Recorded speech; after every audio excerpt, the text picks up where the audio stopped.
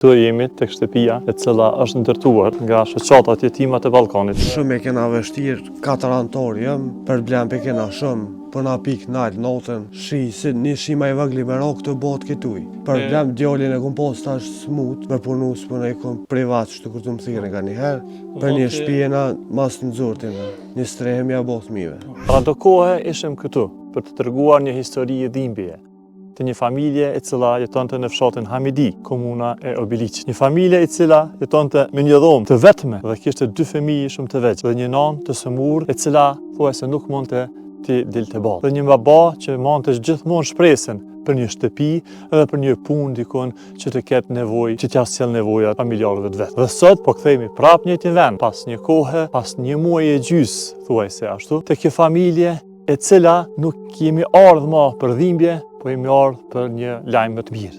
Fal bamirësve, fal njerëzve të mëdhej të këtij vendi, sot kjo familje posedon një shtëpi dhe kryefamiljari është futur në një punë. E gjithë kjo ka ndodhur fal shoqatës jetimat të Ballkanit në krye me Halil Kastratin, i cili nuk ka hezituar dhe e ka marrë përsipër që t'ja ndërtoj shtëpinë kësaj familje.